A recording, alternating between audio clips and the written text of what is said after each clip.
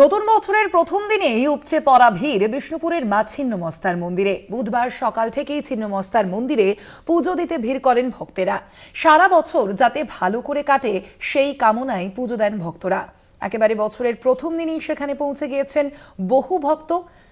আমরা এই মুহূর্তের সম্পর্কে আরো বিস্তারিত জানবো। আমাদের সঙ্গে প্রতিনিধি স্বরূপ গঙ্গোপাধ্যায় রয়েছেন ফোন লাইনে। স্বরূপ, আজ ছিন্নমস্তার মন্দিরে পুজো দিলেন ভক্তরা, আজ ঠিক কি ছবি ধরা পড়লো একেবারে বছরের প্রথম দিনে? একেবারে দেখো, বছরের প্রথম দিনে মন্দিরে এসে পুজো দেওয়া, সারা বছর যাতে সবাই ভালো থাকে, পরিবার ভালো থাকে, এই প্রার্থনা করছেন পুণ্যার্থীরা বা ভক্তরা। বিষ্ণুপুরের প্রাচীন ঐতিহ্যের মন্দির মা ছিন্নমস্তা মন্দির।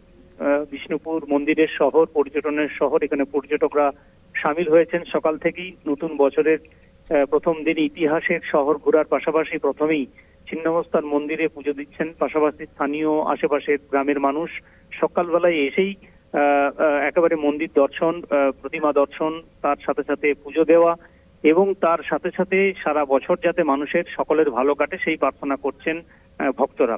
সেই ছবিটাই চোখে পড়ছে। তবে শুধু বিষ্ণুপুর শহরের মা ছিন্নমস্তা মন্দির নয়, সামনে জয়রামবাটি, সেখানেও মানুষের ঢল। যেহেতু কামারপুকুরে কল্পতরু উৎসব হচ্ছে, তাই কল্পতরু উৎসবে সামিল হয়ে কামারপুকুরে এসে জয়রামবাটিতে দর্শন, মা শারদাকে দর্শন করছেন ভক্তরা, পুণ্যার্থীরা।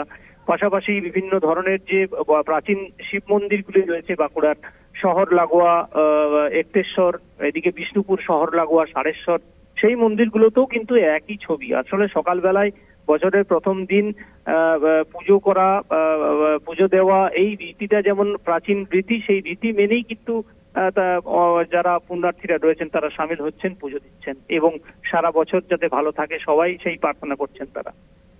ধন্যবাদ তোমায়। আমরা কথা বলছিলাম, ফোন লাইনে ছিলেন প্রতিনিধি স্বরূপ গঙ্গোপাধ্যায়।